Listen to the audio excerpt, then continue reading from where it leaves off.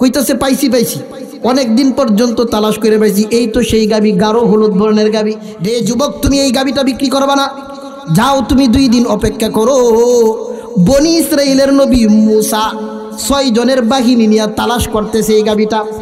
এই গাবিটা তালাশ ছাড়া আমেলের হত্যাকারীকে বের করতে পারবে না। মহান আল্লাহ সারা দুনিয়ায় একটা মাত্র এই গাবি রাখছে।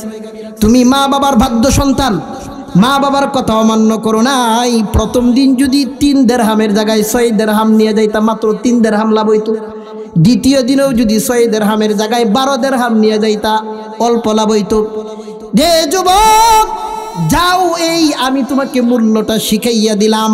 তুমি বলবা যদি এই বনি ইসরাইলের আমেলের হত্যাকারীর সন্ধানওয়ালারা যদি আসে, ইতিমধ্যেই কিছুক্ষণের মধ্যে তোমার কাছে আসবে। যাও, তুমি বাড়িতে চলে যাও। ওরা যখন আইসা দাম জিজ্ঞাসা করবে, তখন তুমি বলবা আমার গাবি জবাই করব, জবাই করে খালটা জমিনের মধ্যে বিছাইয়া দিব, স্বর্ণ দিয়া না বড়া পর্যন্ত বিক্রি করব না। যে যুবক, এই যখন শিখাইয়া দিলেন, লক্ষ্য করে দেখেন এটার দাম কি স্বাভাবিক হইল না অস্বাভাবিক? কথা হয় না। মা বাবার বাধ্য সন্তান হওয়ার কারণে, মা বাবার আদেশ মানার কারণে লাভ কি অল্প হয়েছে না অতুলনীয়? কথা বলে না। যে যুবক ভাই, মুফাসসিরিনে কেরাম বলেন অচিরেই ওই দলটা আসলো। আয়েশা বলতেছে, যুবক এই গাবি বিক্রি করবানি? কইতেছে পাইছি পাইছি, অনেক দিন পর্যন্ত তালাশ করে পাইছি, এই তো সেই গাবি, গাঢ় হলুদ বর্ণের গাবি। যুবক বলে বিক্রি করবো ঠিক, চামড়া ভর্তি স্বর্ণ দেওয়া লাগবো। কি দেওয়া লাগবো? তারা কইলে কোনো কথা বলে, এত দাম দিয়ে আবার একটা গাবির দাম হয়নি। যুবক বলে না না, এর থেকে কম আমি বিক্রি করবো না। তখন তাদের মধ্যে কানা গোসা, কেউ কেউ কয় আমেলের হত্যাকারীও তো বের করা দরকার, আবার আরেকটা জিনিস পরীক্ষার দরকার। মুসার আল্লাহ, কার আল্লাহ? কই মুসার আল্লাহ যে কইছে জীবিত থেকে মানুষ, মৃত থেকে যে জীবিত হইব, এটা দেখে লাই। গাবির এমন কি ঐতিহাসিক ঘটনা বা এমন কি বৈশিষ্ট্য রয়েছে যার শানে যেই গাবির নামে আল্লাহ সূরা নাজিল করছেন, অবশ্যই এটার মধ্যে বড় কোনো হিকমত বা কোনো রহস্য, নিগুড় রহস্য আছে। কথা কোন ঠিক না বে ঠিক? এই সূরার নামকরণ করা হয়েছে সূরার সূচনা লগ্ন থেকে ৬২ নম্বর আয়াত পর্যন্ত আল্লাহ বিভিন্ন রকমের আলোচনা করেছেন। আর এই সূরার নাম সূরা বাকারা রেখেছেন কেন, গাবির সূরা রেখেছেন কেন, এর আলোচনা আল্লাহ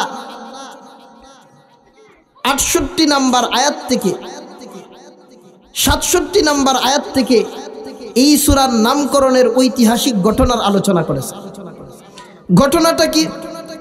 ঘটনা হলো, আমরা আমাদের সমাজেও দেখি যত ধরনের জুলুম, অন্যায়, অবিচার চতুর্দিকে হয়, আমরা আমাদের সমাজে দেখি প্রায় সময় বিভিন্ন রকমের খুন খারাপিও হয়। মানুষ খুন হয় কিনা? যারা ক্ষমতা ধরাছেন, বিভিন্ন রকমের রেশারেশির কারণে হিংসার বশীভূত হইয়া মানুষ খুন করে কি করে না? কথা বলেন। বনি ইসরাইলের পয়গম্বর হযরতে মুসা আলাইহিস সালাতু ওয়াস সালামের জামানা হঠাৎ একটা মানুষ খুন হয়ে গেল। মানুষ খুন হওয়া কি স্বাভাবিক অপরাধ না কঠিন অপরাধ? ছোট অপরাধ না বড় অপরাধ? বিশাল বড় ব্যাপার স্যাপার। মুসা আলাইহিস সালাতু ওয়াস সালামের বনি ইসরাইলের 12 গোষ্ঠীর অন্যতম একজন ব্যক্তি, যার নাম মুফাসসিরিনে কেরাম বর্ণনা করেছেন আমেল ইবনে সুলাইমান। এই আমেলের লাশ, আমেল ছিলেন তদানীনকাল সময়ের বিশাল অট্টালিকার মালিক, যার টাকা পয়সার কোনো অভাব ছিল না, অর্থকরীর অভাব ছিল না। হঠাৎ যখন এই আমেলের লাশ পাওয়া গেল, তখন তার নিকটস্থ যেই সমস্ত আত্মীয় স্বজন ছিল, লাশটা যেই এলাকার মধ্যে পাওয়া গেছে, তার নিকটস্থ আত্মীয়গণ বলতেছেন যে যেই এলাকায় লাশ পাওয়া গেছে তোমরা খুনটা করছো।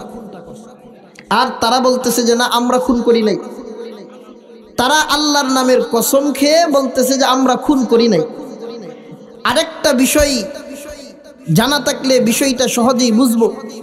তদানীনকাল সময়ের নিয়ম ছিল, কোনো মানুষ যদি খুন হয়, লাশ যেই এলাকায় পাওয়া যাবে তাদের মধ্য থেকে খুনি যদি না পাওয়া যায়, ওই এলাকার মানুষ মুক্তিপণ দিতে হবে। কি দিতে হবে? জরিমানা দিতে হবে, মুক্তিপণ দিতে হবে। এখন যেই এলাকার মধ্যে লাশ পাওয়া গেল, ওই এলাকার সমস্ত গ্রামবাসী আল্লাহর নামের কসম খেয়ে বলতেছে, আমরা খুন করি নাই, আমরা মুক্তিপণ দিব কেন? আর তার নিকটস্থ আত্মীয় যারা, তারা বলতেছে, তোমাদের গ্রামে যেহেতু লাশ পাওয়া গেছে, তোমাদের মধ্য থেকে কেউ খুন করেছে, খুনিকে খুঁজে বের করে দাও, নয়তো তোমরা মুক্তিপণ দাও। আমেল ইবনে সুলাইমান এত সম্ভ্রান্ত করে বিশাল সাম্রাজ্যের অধিকারী, এই আমেল হত্যা হওয়াটা সমাজের মধ্যে, আমাদের এই কিশোরগঞ্জ জেলার অন্যতম বড় কোনো ব্যবসায়ী বা পরিচিত মুখ যদি খুন হয়ে যায়, বিষয়টা কি স্বাভাবিক থাকবে না অস্বাভাবিক হয়ে যাবে? মানুষের মধ্যে চতুর্দিক থেকে সমালোচনা শুরু হইল। একজন বিজ্ঞ মুরব্বী পরামর্শ দিল, তোমরা দুই দলের যে অবস্থা, দুই দল এখন যুদ্ধ লাগার উপক্রম, আমাদের জামানায় তো একজন পয়গম্বর আছেন মুসা, তোমরা যাও, মুসা নবীর কথা শুনছি, উনি জানি সরাসরি আল্লাহর সাথে কথা বলে। কন্যা সুবহানাল্লাহ। যত পয়গম্বর আলাইহিস সালাম আল্লাহ দুনিয়াতে পাঠিয়েছেন, এর মধ্যে অন্যতম একজন পয়গম্বর, যিনি আল্লাহ তাআলার সাথে কথা বলার জন্য জিব্রাইলের মারফত ছাড়াই সরাসরি আল্লাহর সাথে কথা বলতে পারতেন, হযরতে মুসা আলাইহিস সালাম। কন্যা সুবহানাল্লাহ। এই মুরব্বীর পরামর্শ নিয়ে দুই দলের লোক মুসা নবীর কাছে গেল। ও নবী মুসা, তোমার আল্লাহকে বলো, এই যে আমেল যে হত্যা হয়ে গেছে, একদল বলতেছে নিজে হত্যা করে আরেক দলের উপর দোষ চাপানোর চেষ্টা করছে, তুমি যদি আল্লাহ, তোমার রব যদি সত্যবাদী হয়, তাহলে তোমার আল্লাহকে জিজ্ঞাসা করো, আমেলের খুনির নামটা বলে দিতে। আল্লাহ তাআলা এই কথাটাই বলেন, وَإِذْ قَتَلْتُمْ نَفْسًا فَادَّارَأْتُمْ فِيهَا وَاللَّهُ مُخْرِجٌ مَا كُنْتُمْ تَكْتُمُونَ। আল্লাহ পাক রব্বুল আলামিন বলেন, ও দুনিয়াবাসী, স্মরণ করো ওই সময়ের কথা। মুসা আলাইহিস সালাতু ওয়াস সালামের জামানায় মুসা পয়গম্বরকে আল্লাহ বললেন, ও মুসা, তুমি তোমার উম্মতদেরকে জানিয়ে দাও, ও বনি ইসরাইলের দল, ওয়াইজ কাতালতুম নাফসান ফাদ্দারাতুম ফিহা, তোমরা নিজেরা একটা মানুষকে, নিরপরাধ একটা মানুষকে খুন করে, এই দুষ্টা তোমরা একদল খুন করে অন্যদের উপর দোষ চাপাইবার চাও। খুনি যারা, তারা এই নিজেকে গোপন রাখার চেষ্টা করতেছে। আল্লাহু মুখরিজুম মা কুনতুম তাকতুমুন। আল্লাহ পাক রব্বুল আলামিন, মহান আল্লাহ তাআলার ইচ্ছা ছিল এই খুনিকে আল্লাহ প্রকাশ করবা, আল্লাহর ইচ্ছা। কন্যা সুবহানাল্লাহ। দুই দল যখন মুসা নবীর কাছে গিয়ে বলল, মুসা, তারা কি কথাটা বলেছিল? আল্লাহ ৬৭ নম্বর আয়াতে বলেন, وَإِذْ قَالَ مُوسَى لِقَوْمِهِ إِنَّ اللَّهَ يَأْمُرُكُمْ أَن تَذْبَحُوا بَقَرَةً। আল্লাহ পাক রব্বুল আলামিন বলেন, হে নবী মুসা, তুমি তোমার উম্মতদেরকে বলো, আমেলের হত্যাকারী যদি বের করতে চাই, তারা যে বাছুর পূজা করে, গরুর পূজা করে, তাহলে তুমি তাদেরকে বলো যে মহান আল্লাহ নির্দেশ দিয়েছেন, ইন্নাল্লাহা ইয়া'মুরুকুম আন তাযবাহু বাকারা, তারা যেন তাদের যেই বাছুরের পূজা করে, গরুর পূজা করে, গরুর পূজক আমাদের দেশেও আছে না নাই?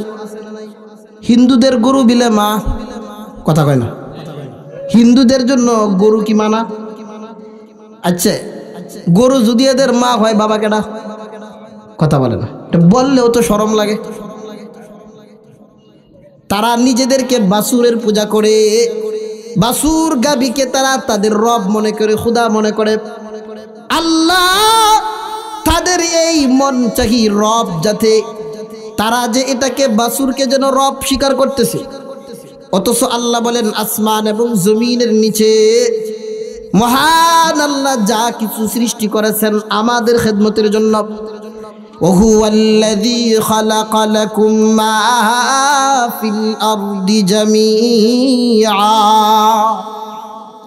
আল্লাহ পাক রব্বুল আলামিন বলেন, রে দুনিয়াবাসী, আমি আল্লাহ আসমান এবং জমিনের নিচে যা কিছু আমি আল্লাহ যা কিছু সৃষ্টি করেছি তোমাদের খাদেমের জন্য, তোমাদের খেদমতের জন্য আমি আল্লাহ সৃষ্টি করেছি। এই যে গাবি তোমাদের খেদমতের জন্য সৃষ্টি করেছি, আর তোমরা তোমাদের খাদেমের পিছনে পড়ে তারই রব বানায় ফেলছ। যে নবী মুসা, তাদের এই ভুল ধারণা যেন দূর হইয়া যায়, তাদেরকে তুমি বলো যে মহান আল্লাহ নির্দেশ দিয়েছেন আন তাযবাহু বাকারা, ও বনি ইসরাইলের দল, তোমরা একটা গাবি জবাই করো। এই গাবি জবাই করে যদি আর একটা গোশতের টুকরা আমেলের গায়ের মধ্যে যদি লাগাইতে পারো, আমেল মৃত থেকে সুজা, তিনি হায়াতে জীবিত হইয়া নিজেই হত্যাকারীর নাম বলে দিবেন। কন্যা সুবহান। বনি ইসরাইলরা মুসা নবীকে আবার যে জিনিসটা বলেছিল, আল্লাহ বলেন ক্বালু আতাত্তাখিযুনা হুজুয়া। বনি ইসরাইলরা বলল, ও নবী মুসা, তুমি কি আমাদের সাথে ঠাট্টা করতেছো নাকি? আমরা বলছি আমেলের হত্যাকারীর নাম বলে দিতে তোমার আল্লাহরে, তোমার আল্লাহ কয় আমরা খুব আমাদের প্রভুরে জবাই করতাম, ঠাট্টা করো নাকি? ঠাট্টা মনে হইতেছিনি যে আমরা বলছি আমেলের নাম বল দিতে, আর আমরা যার পূজা করি তারে জবাই করতে বলো, জবাইয়ের সাথে এদের কি সম্পর্ক? মুসা আলাইহিস সালাম তখন যেই জিনিসটা বলেছিলেন আমাদের জন্য বড় শিক্ষা। মুসা আলাইহিস সালাতু ওয়াস সালাম বলেছিলেন, ক্বালা আউযু বিল্লাহি আন আকুনা মিনাল জাহিলিন। মুসা আলাইহিস সালাতু ওয়াস সালাম বললেন, যে বনি ইসরাইলের দল, আমি একজন পয়গম্বর মুসা,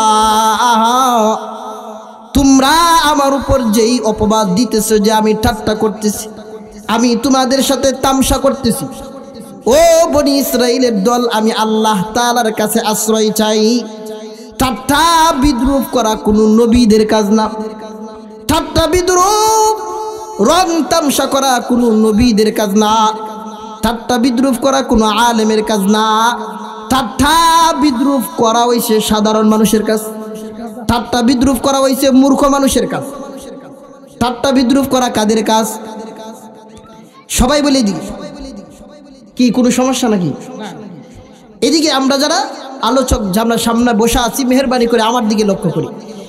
অন্যথায় তাফসিরি আলোচনা মনোযোগ দিয়ে না শুনলে ভালোভাবে বুঝে আসবে না, বরং উল্টা মনের মধ্যে ভিন্ন রকমের প্রশ্ন জাগ্রত হবে। তাহলে বলছিলাম, ঠাট্টা বিদ্রুপ করা নবীর কাজ না, আলেমের কাজ না। ঠাট্টা বিদ্রুপ করা, তামসা করা মূর্খ মানুষের কাজ। কথা কোন ঠিক না ঠিক? মুসা আলাইহিস সালাতু ওয়াস সালাম বললেন, আল্লাহ তাআলার কাছে আমি আশ্রয় চাই, ঠাট্টা বিদ্রুপ করা আমার কাজ না। মহান আল্লাহ তোমাদেরকে নির্দেশ দিয়েছেন, তোমরা যদি আমেলের হত্যাকারীকে পাইতে চাও তাহলে তোমরা একটা গাবি জবাই করো। কিন্তু আমরা সকলেই হয়তো বিষয়টা জেনে থাকবো, বনি ইসরাইলের দল, বনি ইসরাইলের লোক কিন্তু খুব জাদি ছিল, গারতেরা। কি তারা? গারতেরা ছিল। তারা বলতেছে, ও মুসা, তোমার আল্লাহ যেহেতু কইছে একটা গাবি জবাই করতে, তোমার আল্লাহর একটু জিগাও গাবির আর ধরন কেমন হইব, গাবির একটু গুণ বৈশিষ্ট্য বলে দাও। মুফাসসিরিনে কেরাম বলেন, ওই বনি ইসরাইলের দল যদি আল্লাহর প্রথম নির্দেশ পাইয়া যে কোনো ধরনের একটা গাবি যদি জবাই করত, তাহলে ওই গাবি দ্বারাই আমেলের হত্যাকারীকে পাইতো। কিন্তু তারা জেদ ধরে তারা তেরামি করে মূসাকে বললেন, ও মূসা তোমার রবকে বলো। তারা বলেছিলেন, ক্বালু দু'ু লানা রাব্বাকা ইউবায়্যিন লানা মা হি ক্বালা ইন্নাহু ইয়াকুলু ইন্নাহা বাকারাতুল লা ফারিযু ওয়ালা বিকর আওয়ানুম বাইনা যালিকা ফাফআলু মা তু'মারুন। তারা বলতে লাগলো, ও নবী মূসা তোমার আল্লাহকে জিজ্ঞাসা করো, ইউবায়্যিন লানা মা হিয়া, গাবিটা কেমন, এর ধরনটা কেমন আমাদেরকে একটু বলে দিতে, কোন গাবিটা আমরা জবাই করব। মহান আল্লাহ জিব্রাইলকে পাঠাইয়া গাবির ধরন বলে দিলেন, ইন্নাহা বাকারাতুল লা ফারিদু ওয়ালা বিকর। ও নবী মূসা বনি ইসরাইলদেরকে জানায়া দাও, এই গাবিটা এত বয়স্কও হবে না, আবার কম বয়সও হবে না, অল্প বয়সও হবে না, আবার বেশি বয়সও হবে না। আওয়ানুম বাইনা যালিক, মাঝামাঝি বয়সের হবে। মাঝামাঝির ধরনের একটা গাবি জবাই করতে বলো। মুফাসসিরিনে কেরাম আমাদের জন্য এখানে কিছু সবক রেখেছেন। আমরা যারা কুরবানি করি 2 বছরের কমের গাবি কিন্তু গরু কিন্তু জবাই করলে কুরবানি হবে না। আবার যদি 2 বছরের ঊর্ধ্বে যত বছরে হয় কুরবানি হবে।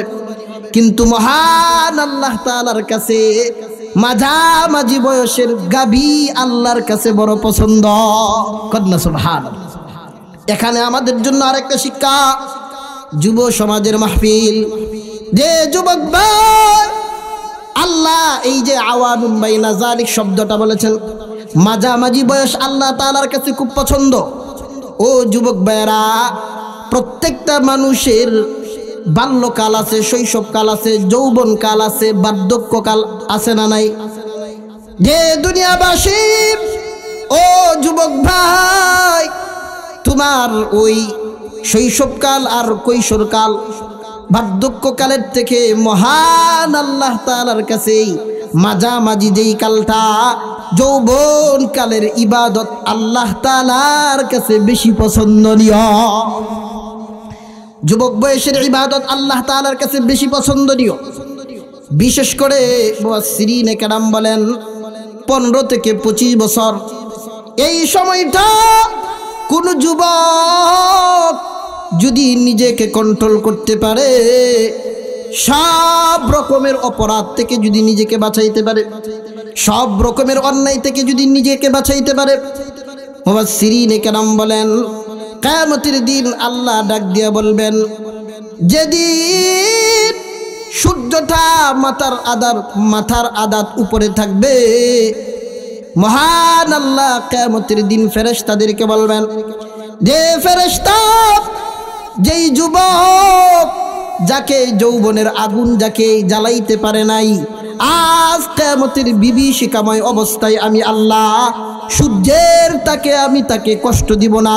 যেই যুবকটা যৌবক বয়সেই নিজেকে কন্ট্রোল করেছিল, নিজেকে নিজের সতীত্বের হেফাজত করেছিল, নিজেকে অশ্লীল কাজ থেকে বাঁচাইয়া নিজের যৌবনকে যারা কন্ট্রোল করেছিল, আমি আল্লাহ যেই সমস্ত যুবকদেরকে আজকে আমার আরশের ছায়ার নিচে স্থান কইরা দাও। এই জন্যই মুফাসসিরিনে কেরাম বলেন আওয়ানুম বাইনা যালিক, মাঝামাঝি বয়সটা আল্লাহ তাআলার কাছে বড় পছন্দনীয়।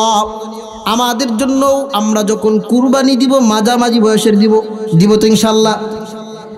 আল্লাহ পাক রব্বুল আলামিন এই কথাটা বলে দেওয়ার পর তারা আবার তেরামি শুরু করছে। ও মূসা তোমার আল্লাহরে জিগাও, গাবি তো মাঝামাঝি বয়সের বুঝলাম, রংটা কোন ধরনের হবে, সাদা না কালা না ধলা? قالوا ادع لنا ربك يبين لنا ما لونها قال إنه يقول إنها بقرة صفراء ফাকিউল লাউনুহা তাসুরুন নাযিরিন।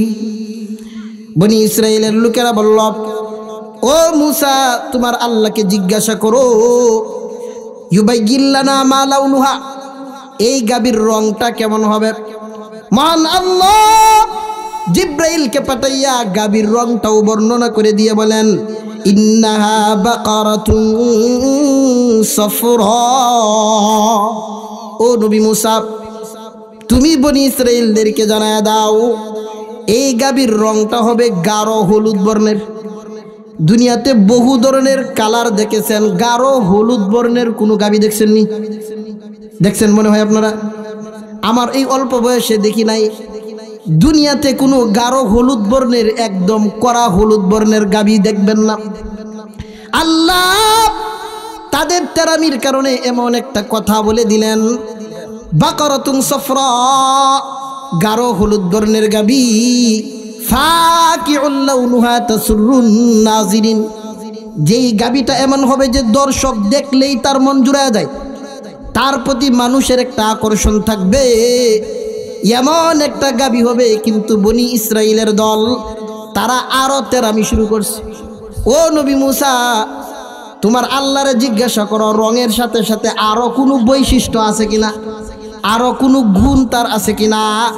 তারা বলতে লাগলো, ক্বালু দু'ু লানা রাব্বাকা ইউবাইয়িন লানা মা হিম ইন্নাল বাকারাতা শাবাহা আলাইনা ওয়া ইন্না ইনশাআল্লাহু লামুহতাদুন। তারা বলতে লাগলো, ও নবী মুসা, রংটা তো বুঝলাম, তোমার আল্লাহকে জিজ্ঞাসা করো আর আরো কোনো বিশেষ বৈশিষ্ট্য বা গুণ আছে নাকি, করে দাও। তোমার আল্লাহ যদি আবার কিছু তার গুণ বলে, আল্লাহ যদি চাহে ইনশাআল্লাহ আমরা খুঁজে পেয়ে যাব।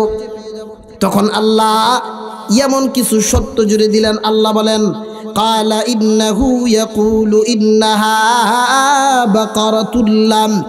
বাকারাতুল লা যালুলুন তুসিরুল আরদ ওয়ালা তাসকিল হারসা মুসাল্লামাতুল লা শিয়াতা ফিহা ক্বালুল আনা জিইতা বিল হক ফাযাবাহুহা ওয়া মা কাদু ইয়াফআলুন। তারা বলতে লাগলো, ও নবী মুসা, আরো কিছু বৈশিষ্ট্য বলো। আল্লাহ আয়াত নাজিল করলেন এমন বৈশিষ্ট্য গাভীর, যেই গাভীটা লা যালুলুন তুসিরুল আরদা ওয়া লা তাসকিল হারস, যেই গাভীটা, যেই কৃষক এটাকে পালবে, লালন পালন করবে, এই গাভীর দ্বারা কেউ কোনোদিন ফায়দা হাসিল করে নাই। এই গাভী দ্বারা জমিন চাষাবাদের কাজেও ব্যবহার হয় নাই। এই গাভী দ্বারা জমিন থেকে পানি সিঞ্চনের কাজেও ব্যবহার হয় নাই। আচ্ছা, আমরা যারা কৃষক মানুষ আছি বলেন, গরুর লাদা দিয়ে উপকার হয় কি হয় না? ক্ষেতের মধ্যে বল হয় কি হয় না? তাহলে গাভী যিনি পালবেন, লাদাটাও তো উপকারে আসে। আল্লাহ তাদের তেরামির কারণে এমন একটা সত্য জুড়ে দিলেন, সারা দুনিয়ায় গাঢ় হলুদ বর্ণের এই গুণ বিশিষ্ট কোনো গাভী নাই। কিন্তু তারা ইনশাআল্লাহ বলার কারণে মহান আল্লাহ দুনিয়ার এক প্রান্তে বনি ইসরাইলের অবস্থান তখন যেখানে ছিল, বহু দূর অন্য এক প্রান্তে আল্লাহ এমন একটা গাভীর ব্যবস্থা করে রাখছেন। কন্যা সুবহান। আমাদের জন্য এখানে একটা শিক্ষা, এটা হচ্ছে ভবিষ্যতের কাজ আমরা যখন করব ইনশাআল্লাহ বলবো। আগামীকাল সকালে বাজারে যাব ইনশা, আগামীকাল এই কাজটা করব ইনশা, মাহফিল থেকে বাড়িতে গিয়া ঘুমাবো, ফজরের সময় উইটা নামাজ পড়বো ইনশা। ভবিষ্যতের কাজ করার ক্ষেত্রে ইনশাআল্লাহ বলবো তো সবাই। আল্লাহ পাক রব্বুল আলামিন এই পর্যন্ত যেই বর্ণনাগুলো বললেন, ইনশাআল্লাহ বলার কারণে আল্লাহ আরেক অলৌকিক ঘটনা অন্য জায়গায় ঘটাইয়া রেখেছেন। মুফাসসিরিনে কেরাম বলেন, ওই সময় ওই যুগে একজন বড় বুজুর্গ, বড় একজন আল্লাহর ওলি ছিলেন। ওলি তিনার এইরকম একটা গাভীর বাছুর ছিল ছোট। তিনার ছোট একটা বাচ্চা অসুস্থ হইয়া পড়লেন। তিনি যখন মৃত্যুবরণ করবেন মুমূর্ষু অবস্থায়, মৃত্যুর আগ মুহূর্তে তিনি এই গাভীটা নিয়ে বড় পেরেশান। আমার ছোট সন্তান আমি যদি মারা যাই, এলাকার মধ্যে যেই বড় বড় লাগব্বল থাকে, আমি বাবা যদি না থাকি, আমার এতিম সন্তানের এটা চুরি হয়ে যাব, ডাকাতি হয়ে যাব। এলাকার বড় বড় লাগব্বল আছে না নাই? কথা বলে না। এমন বড় বড় জালেম আসেনি, নিজের ক্ষমতা বলে গরিবের জমি জামা অনেক কিছু দখল করে লাই? নাই, মনে হয় এলাকায় নাই। এরা যে চুপ, এমন জালেম প্রতিটা যুগেই সমাজে এমন আছে। নিজের ক্ষমতা বলে, টাকার বলে, অর্থের বলে, নিজের ক্ষমতা বলে গরিবের উপর আক্রমণ করে জমি জামা সব কিছু দখল করে লাই। ওই লোক প্রাণী দেখলে, গাভী দেখলে খাবার জন্য দৌড়াইয়া আসে। ওই গাভীটাকে রিসিভ করার জন্য তার নিরাপত্তা দিয়া বাঘ আর সিংহগুলো তাকে বনে নিয়ে যায়। মুফাসসিরিনে কেরাম বর্ণনা করেন, এই নাবালক শিশু বাচ্চা, এতিম বাচ্চা দিন দিন বড় হয়। যখন প্রাপ্ত বয়সে উপনীত হইল ওই যুবক সন্তান, তখন তিনি, মুফাসসিরিনে কেরাম বর্ণনা করেন, তিনি যেরকম বড় বুজুর্গ ছিলেন, ওলি ছিলেন, ওনার বিবিও তো বড় বুজুর্গ। স্বামী যদি ভালো হয়, বিবি অটোমেটিক ভালো হইব। কথা বলে না। আর স্বামী যদি ঘুষখোর, সুদখোর, গাঞ্জাখোর হয়, বিবি পর্দাশীল হইব, কইব তুমি তো ঠিক নাই। কথা কয় না। আর স্বামী যদি নামাজ পড়ে, বিবিরে বললে তিনিও পড়তে বাধ্য।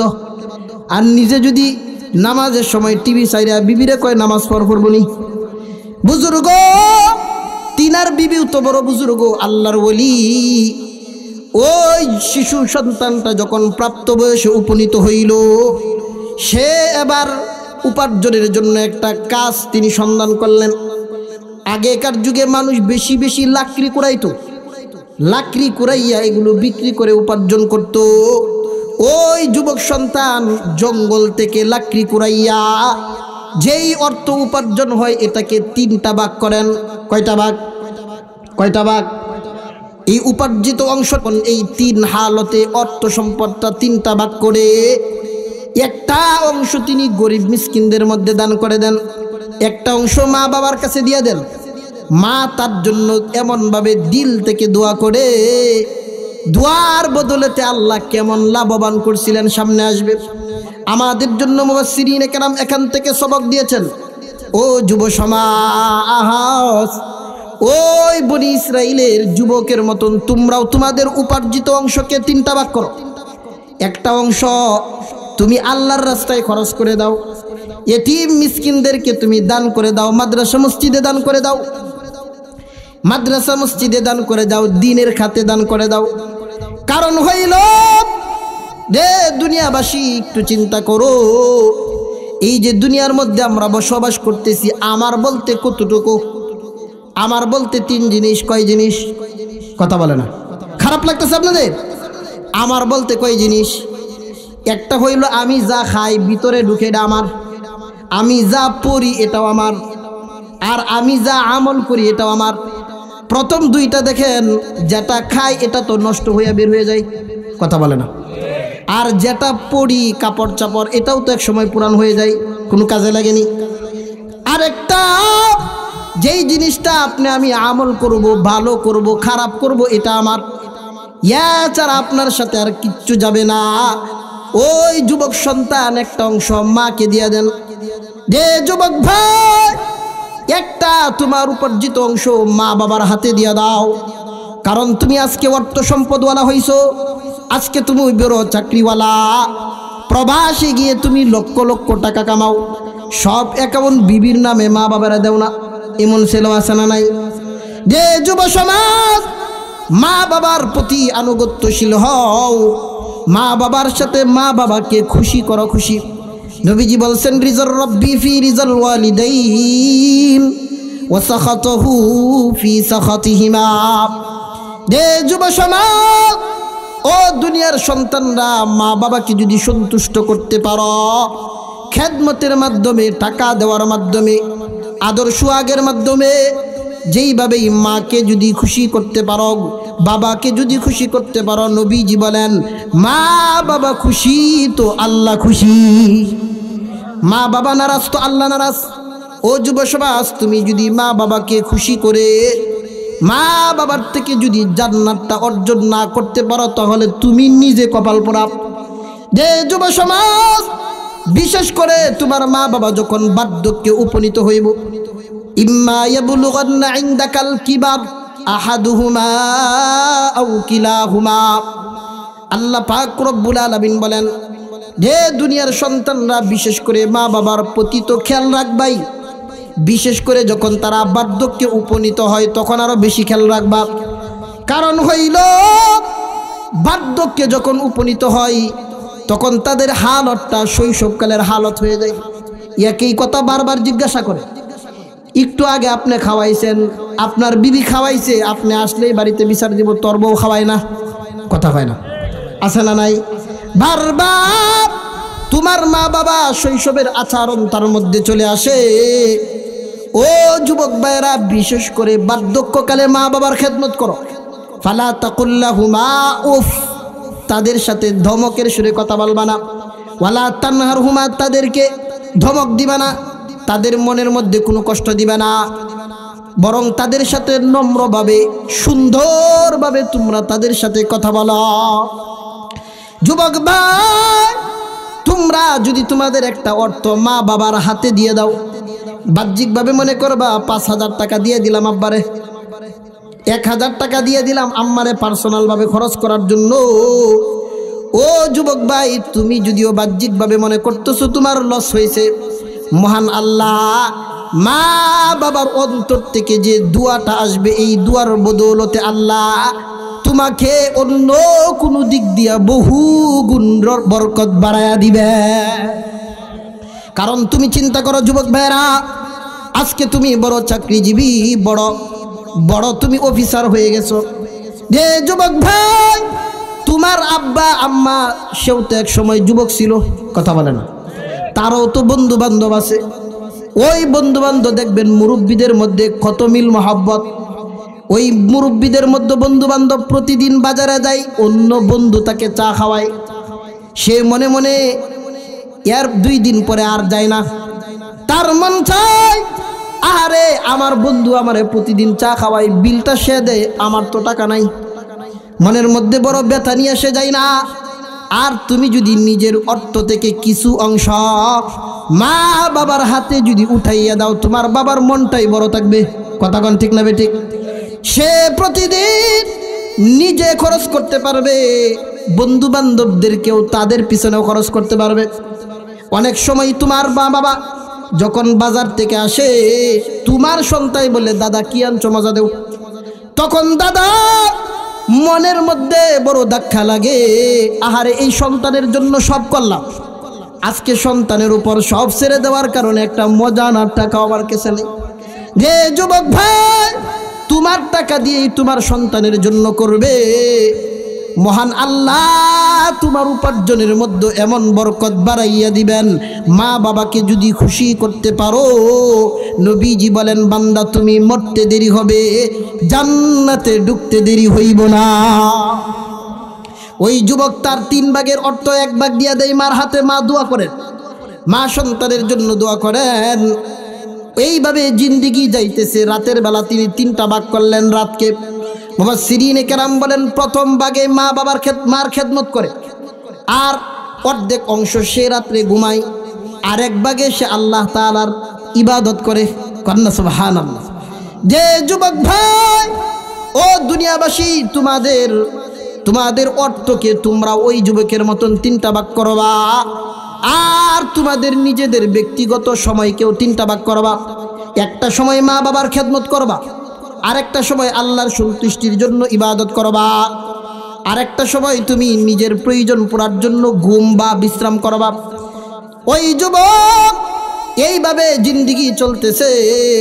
হঠাৎ একদিন মা তাকে বলতেছেন, ও বাবা, বহুদিন হইল তোমার যে হালত বড় দুর্বল হালত, তোমার হাত গুলো লাকড়ি কাটতে কাটতে টুসা পড়ে গেছে।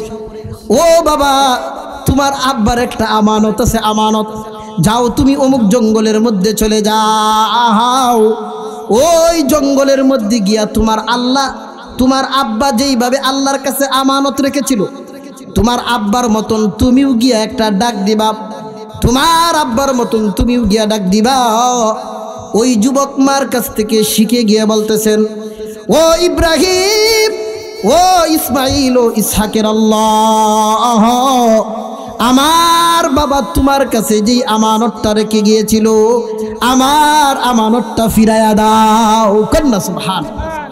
মুফাসসিরিনে কেরাম বলেন, যুবক সন্তানটা আল্লাহর কাছে আমানতটা চাওয়ার সাথে সাথেই মহান আল্লাহ ওই জঙ্গলের বাঘ ভাল্লুকগুলো, হিংস্র প্রাণীগুলো এমনভাবে ওই গাভীটাকে দেওয়া করলো যেই রকম তার একটা পশু যেরকম তার বশ, মানে এই রকম পশুর মতন ডাক দেওয়ার সাথে সাথে রুষ্টপুষ্ট গাঢ় হলুদ বর্ণের গাভীটা ঘোড়ার মতন দৌড়ে এসে যুবকের সামনে হাজির হইয়া যায়। মা তাকে একটা জিনিস শিখাইয়া দিছে, বাবা এই গাভীটাকে তুমি ঘাড়ে ধরে বাড়িতে নিয়ে আসবা, তার উপর সওয়ার হইবা না। মুফাসসিরিনে কেরাম বলেন, এই গাভীটা মাথাটা এমনভাবে নুয়ায়া দিছে যেমন সে যেন বলতেছে, এক বর্ণনায় আসে সে মানুষের মতো কথা বলাই শুরু করছে। বলেন না আল্লাহু আকবার। ওই গাভীটা যার ব্যাপারে আল্লাহ কুরআনে নাজিল করছেন সূরাতুল বাকারা, বাকারার গাভী, বাকারা গাভীর সূরা আল্লাহ নাজিল করছেন। কোন সেই গাভী? গাভীটা ওই যুবককে বলতেছে, ও বাবা, ও যুবক, বহু দূর থেকে তুমি আসছো এই জঙ্গলের মধ্যে, তোমার বাবা রেখে যাওয়া আমানত তুমি আমার কাছে, আমার উপর সওয়ার হও, আমি তোমার বাড়িতে নিয়ে যাই। কিন্তু যুবক বলে, না আমি যাব না, কারণ আম্মা বলে দিছে ঘাড়ে ধরে নেওয়ার জন্য, আমি যদি সওয়ার হই মার অবাধ্য হয়ে যাব। হে যুবক ভাইয়েরা, ভালো করে লক্ষ্য করো। যুবক এবার ঘাট ধরে মার কাছে নিয়ে গেলেন, লালন পালন করতেছেন, বাজারে নিয়ে যাবেন। বিভিন্ন ধরনের গরুর বাজার আছে না নাই? প্রতিদিনেই থাকে না নির্ধারিত দিনে? কথা বলে না। তখনও নির্ধারিত দিনে যখন গাভীটাকে বিক্রি করার জন্য যখন বাজারে নিয়ে যাবেন, মুহূর্তের মধ্যে একজন ক্রেতা আসছে, মানুষ ধরন এত সুন্দর। ক্রেতা আইসা বলতেছে, যুবক তোমার এই গাভীটা বিক্রি করবানি? মা শিখাইয়া দিছে তদানীনকাল সময়ের বাজার দর অনুযায়ী। মুফাসসিরিনে কেরাম বলেন 3 দিরহাম মা শিখাইয়া দিছে, যে বাবা 3 দিরহাম বিক্রি করবা, তবে শর্ত হইল এই তোমার বাবার আমানতটা কার কাছে বিক্রি করছো, লোকটারে আমার সাথে না দেখায় বিক্রি করবা না। ওই ক্রেতা আইসা বলতেছে, বাবা তোমার গাভী বিক্রি করবানি? কয় হ্যাঁ আমি বিক্রি করব, এটার মূল্য 3 দিরহাম, তবে শর্ত হইল আম্মার সাথে না দেখায় বেচন যাইতো না। ওই ক্রেতা বলে, না না আমার বড় ব্যস্ততা, আমার হাতে সময় নাই, তোমার ডাবলের ডাবল দিব, দিয়া দাও, মার সাথে দেওয়া দিব না। যুবক বলে, না ভাই আমি মার অবাধ্য হইব না, মার অবাধ্য হইয়া আমি বেশি দিলেও তুমি যদি এই 3 দিরহামের বদলা 6 দিরহাম 12 দিরহাম দিলেও বিক্রি করব না। বলেন না আল্লাহু আকবার। এইভাবে মুফাসসিরিনে কেরাম বলেন, সংক্ষিপ্ত আকারে বলি, মুফাসসিরিনে কেরাম বলেন প্রথম দিন এইভাবে যুবক ফিরে গেল, মার কাছে গিয়া এই রাস্তার কাহিনী সব বললেন। পরের দিন মা আবার শিখাইয়া দিছে, যেহেতু ওই ক্রেতা বলতেছে 6 দিরহাম, আজকে তুমি 6 দিরহাম দাম চাইবা। ওই ক্রেতা আবার আয়শা বলতেছে, ও যুবক তুমি কি তোমার গাভীটা বিক্রি করবানি? কয় বিক্রি করব। কয় দাম কত? 6 দিরহাম। শর্ত হইল আম্মার কাছে নিয়ে যাওয়া লাগবো, আম্মার অনুমতি ছাড়া আপনাকে না দেখাইয়া বিক্রি করা যাবে না। যুবক বলে, না না। ক্রেতা বলে, আমার হাতে সময় নাই, তোমার 6 দিরহামের জায়গায় 12 দিরহাম দাও, আমাকে দিয়ে দাও। যুবক বলে, না না আমি মার অবাধ্য হইব না। মুফাসসিরিনে কেরাম বলেন, আমাদের জন্য এখানে শিক্ষা। আমাদের অবস্থাটা হইল, আব্বা যদি শিখাইয়া দিত 10 টাকা কেজি বিক্রি করবে, আর যদি বাজারে দেখতাম 15 টাকা, তখন চিন্তাই লইলে আব্বারে 2 টাকার কলা লয়ে যায়, আমরা বুঝাই এলাম, মানে কথা হয় না। আমাদের অবস্থাটা কিন্তু এরকম, মা বাবার আদেশ কথাকে আমরা মান্য করি না। হে যুবক ভাই, মা বাবার কথাকে তুমি যদি মান্য করতে পারো, মা বাবাকে যদি সন্তুষ্ট করতে পারো, কেমন লাভ। তৃতীয় দিন ওই যুবক যখন আবার বাজারে নিয়ে যাবেন, কারণ আল্লাহর ওলির বিবি, তিনিও তো বড় আল্লাহর ওলি, কথা কয় না। ওই বিবি 2 দিনের কাহিনী শুনে বুঝে ফেললেন। তৃতীয় দিন শিখাইয়া দিলেন, ও বাবা যাও আজকে গাবিটা নিয়ে যাইবা। ওই আগের দিনের ক্রেতা যদি আবার আসে তাকে বলবা আম্মা আপনাকে সালাম দিয়েছেন, আর আম্মা বলে দিয়েছেন আপনি গাবির দাম কত বলে যাইতেন। কন্যা সুবহানাল্লাহ। ওই যুবক সামনে অগ্রসর হইল। আবার ক্রেতা আয়েশা হাজির, বলতেছেন ভাই আল্লাহ আমার গাবি বিক্রি করব, তবে আম্মা আপনাকে সালাম দিয়েছে, আম্মা আপনাকে সালাম দিয়েছেন এবং আম্মা বলছে দামটা আপনি বলে দিতেন। ক্রেতা বলতেছে যুবক তোমার আম্মা তো আমাকে চিনে ফেলছেন। রে যুবক মহান আল্লাহর আমানত, তোমার আব্বা যে আল্লাহর কাছে আমানত রেখে গিয়েছিল, এই তোমার দুর্বলী হালত। বান্দা যখন আল্লাহর উপর তাওয়াক্কুল করে, যে কোনো বান্দা যেই অবস্থায় আল্লাহর উপর তাওয়াক্কুল করে, আল্লাহ নিজে তার জিম্মাদার হইয়া যায়। রে যুবক আমি দুনিয়ার কোনো সাধারণ মানুষ না, আমি এই লেবাস ধারণকারী, আমি হইলাম জিব্রাইল। রে যুবক তুমি এই গাবিটা বিক্রি করবা না, যাও তুমি 2 দিন অপেক্ষা করো। বনি ইসরাইলের নবী মুসা 6 জনের বাহিনী নিয়ে তালাশ করতেছে এই গাবিটা। এই গাবিটা তালাশ ছাড়া আমেলের হত্যাকারীকে বের করতে পারবে না। মহান আল্লাহ সারা দুনিয়ায় একটা মাত্র এই গাবি রাখছে। তুমি মা বাবার ভাগ্য সন্তান, মা বাবার কথা অমান্য করো নাই। প্রথম দিন যদি 3 দিরহামের জায়গায় 6 দিরহাম নিয়ে যাইতা, মাত্র 3 দিরহাম লাভ হইতো। দ্বিতীয় দিনেও যদি 6 দিরহামের জায়গায় 12 দিরহাম নিয়ে যাইতা, অল্প লাভ হইতো। রে যুবক যাও, এই আমি তোমাকে মূল্যটা শিখাইয়া দিলাম। তুমি বলবা যদি এই বনি ইসরাইলের আমেলের হত্যাকারীর সন্ধানওয়ালারা যদি আসে, ইতিমধ্যেই কিছুক্ষণের মধ্যে তোমার কাছে আসবে। যাও তুমি বাড়িতে চলে যাও। ওরা যখন আইসা দাম জিজ্ঞাসা করবে, তখন তুমি বলবা আমার গাবি জবাই করব, জবাই করে খালটা জমিনের মধ্যে বিছাইয়া দিব, স্বর্ণ দিয়া না বড় পর্যন্ত বিক্রি করব না। দে যুবক এই যখন শিখাইয়া দিলেন, লক্ষ্য করে দেখেন এটার দাম কি স্বাভাবিক হইল না অস্বাভাবিক? কথা হয় না। মা বাবার বাধ্য সন্তান হওয়ার কারণে, মা বাবার আদেশ মানার কারণে লাভ কি অল্প হয়েছে না অতুলনীয়?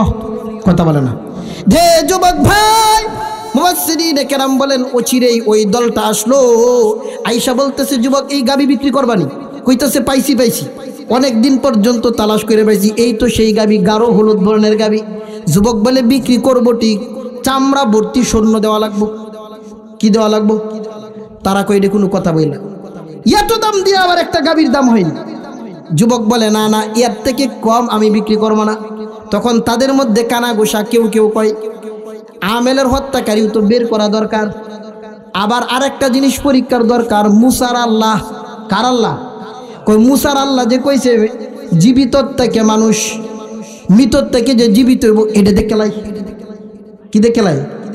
মুসার আল্লাহ এই মৃত মানুষটা যে জীবিত হইব, এই যে জাদুর খেলাটা খেললো আল্লাহ যে কইল স্বর্ণ গেলে যাবে, সব স্বর্ণ দিব, এইটা পরীক্ষা করে লাই। আর আমেলের হত্যাকারী তো বাইর হইবই, আর যদি না বাইর হয় এর পরে মুসারে বুঝামু। এইভাবে ওই 6 দলের বাহিনী যখন গাবিটাকে কিনলো, মুফাসসিরিনে কেরাম বলেন মা বাবার বাধ্য সন্তানকে আল্লাহ এইভাবে বিশাল অর্থের মালিক বানাইয়া দিলেন। এই জন্যই এই শিক্ষার জন্যই যুবকদের জন্য, সন্তানদের জন্য শিক্ষা দেওয়ার জন্য আল্লাহ এই গাবি নামক সূরার নাম রেখেছেন সূরাতুল বাকারা। আল্লাহ এই গাবিটা যখন বনি ইসরাইলের দল কিনে নিল, জবাই করলো, আল্লাহ বলেন ইয কাতালতুম ফাকুলনা যুরিবুহু বিবাযিহা। ও নবী মুসা, এই গাবিটা জবাই করে একটা অংশ মুর্দা ব্যক্তির শরীরে ডিল মারব, একটা টুকরা এই মৃত ব্যক্তির সাথে লাগার সাথে সাথে আমেল সুয়াদ থেকে দাঁড়াইয়া গেলে সুস্থ হইয়া তিনি হায়াত পাইয়া বলতেছেন ও আমার গোষ্ঠীর লোকেরা, ওই দল আমাকে মারে নাই, ওরা আমারে হত্যা করে নাই। আমার আপন ভাতিজা এই যে বাতিজা আমার বিশাল অট্টালিকা সম্পদের লোভে আমার মেয়ের বিবাহের প্রস্তাব দিয়েছিল, আমি রাজি হই নাই। আমার আর কোনো উত্তরাধিকারী নাই, আমার বিশাল সম্পদ পাওয়ার জন্যই আমার আপন বাতিজা আমাকে হত্যা করেছে। কন্যা সুবহানাল্লাহ। আমেল আবার শেষ, আলোচনাও শেষ। হুজুরও বললেন এই আমেল এই কথার সাক্ষ্য দেওয়ার সাথে সাথে মরে গেলেন। আল্লাহ এই জিনিসটাই বলেন, কাযালিকা ইউহয়িল্লাহুল মাউতা ওয়া ইউরীকুম আয়াতিহি লাআল্লাকুম তাকিলুন। আমি এইভাবে মৃত থেকে জীবিত করি। ও দুনিয়াবাসী, সবক গ্রহণ করো। এই আবেলকে আমি যেইভাবে মৃত হওয়ার পর জীবিত করেছি, তোমাদেরকেও একদিন পুনরুত্থান করব, তোমাদেরকেও হিসাবের কাঠগড়ায় দাঁড়াতে হবে। ও যুব সমাজ, ও দুনিয়াবাসী, সতর্ক হও। কবরে যাওয়ার আগে কবরের সামানা তৈরি করো, আমল তৈরি করো, আখিরাতের পুঁজি তৈরি করো। আল্লাহ যেদিন তোমাকে পুনরুত্থান করবেন, কিভাবে হিসাব দিবা চিন্তা করে কবরে যাইও। কন্যা সুবহানাল্লাহ। সম্মানিত উপস্থিতি, হযরত বললেন শেষ করে দেওয়ার জন্য, আলোচনাও এমনিও শেষ, আর আমারও একটু আজকে তাড়াহুড়া বেশি, কারণ আরও 2টা প্রোগ্রামে যাইতে হবে। হযরতকে প্রোগ্রাম দেওয়ার সময় বলেছিলাম যে এশারের সাথে সাথে আমাকে দিয়ে দিতে হবে। 9:30টায় আরেক জায়গায় বয়ান, 11টায় আরেক জায়গায়। তো আল্লাহ তাআলা যেই কথাগুলো বললাম, আল্লাহ আমাকে সহ আমাদের প্রত্যেকের দৈনন্দিন জীবনে সবকগুলো গ্রহণ করার তৌফিক আল্লাহ দান করুক। সবাই বলি আমিন। ওয়া আখিরু দাওয়ানা আনিল হামদুলিল্লাহি রাব্বিল আলামিন। আসসালামু আলাইকুম ওয়া রাহমাতুল্লাহি ওয়া বারাকাতুহু।